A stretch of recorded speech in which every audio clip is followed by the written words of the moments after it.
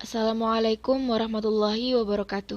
Kami dari kelompok 3 yang beranggotakan saya sendiri, Baraka Lutfiah dan Aulia Rahmawati, akan mempresentasikan materi tentang kepribadian pemimpin dalam Islam. Poin yang pertama yaitu hubungan kepribadian dan motivasi. Bruno mendefinisikan kepribadian atau personality sebagai konsep yang menyeluruh, meliputi beberapa pengertian. Yang pertama merupakan karakter seseorang, yaitu serangkaian ciri perilaku yang biasanya dikaitkan dengan individu tertentu. Yang kedua, kepribadian dapat diartikan sebagai diri yang sadar atau ego. Yang ketiga, sebagai topeng sosial seseorang. Kemudian yang keempat, kesan menyeluruh tentang diri seseorang yang dilihat oleh orang lain. Aspek-aspek yang ada dalam kepribadian tersebut merupakan semua unsur yang berhubungan dengan rohani dan jasmani, antara lain sifat, kebiasaan, sikap, tingkah laku, bentuk tubuh, ukuran, warna kulit, dan lain sebagainya. Seluruhnya tumbuh dan berkembang sesuai dengan kondisi yang ada pada diri seseorang. Dapat dikatakan bahwa kepribadian itu mencakup semua aktualisasi dari penampilan yang selalu tampak pada diri seseorang, merupakan bagian dari yang khas atau ciri dari seseorang. Misalkan, ada orang yang memiliki sifat yang pemarah, tetapi ia jujur, tekun bekerja, suka menolong, rajin bekerja, suka berpakaian sederhana, dan sebagainya. Di lain pihak, ada pula orang yang memiliki sifat penyabar, tekun, tenang, namun ia pendiam, kurang suka bergaul, dan sebagainya.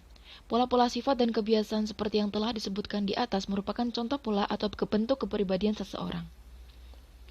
Kemudian motivasi. Mujib mendefinisikan motivasi sebagai akumulasi daya dan kekuatan yang ada di dalam diri seseorang untuk mendorong, merangsang, menggerakkan, membangkitkan, dan memberi harapan pada tingkah laku. Motivasi menjadi pengarah dan pembimbing tujuan hidup seseorang, sehingga ia mampu mengatasi inferioritas yang benar-benar dirasakan dan mencapai superioritas yang lebih baik. Semakin tinggi motivasi hidup seseorang, maka semakin tinggi pula intensitas tingkah lakunya, baik secara kuantitatif maupun kualitatif.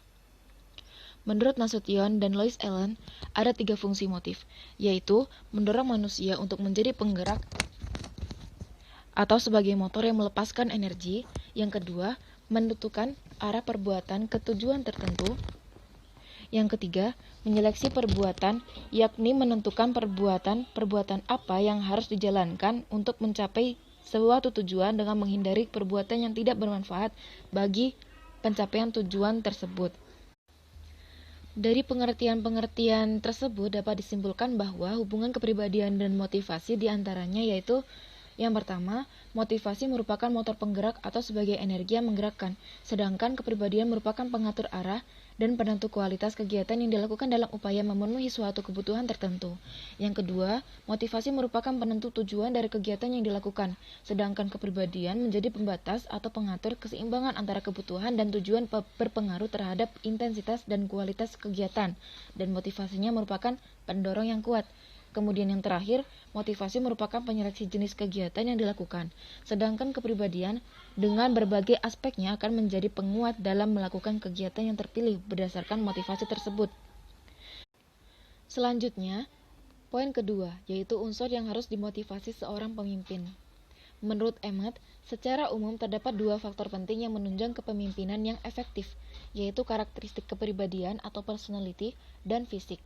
Karakteristik kepribadian seorang pemimpin harus memiliki beberapa keistimewaan, di antaranya yaitu mudah menyesuaikan diri, lugas, berwibawa, berkarisma, banyak ide, tegas mengambil keputusan, menonjol di antara rekan-rekannya, bertenaga dan berstamina tinggi, berkepribadian terbuka, ramah terhadap siapa saja, jujur, cerdas, jantan, percaya diri, dan bijaksana.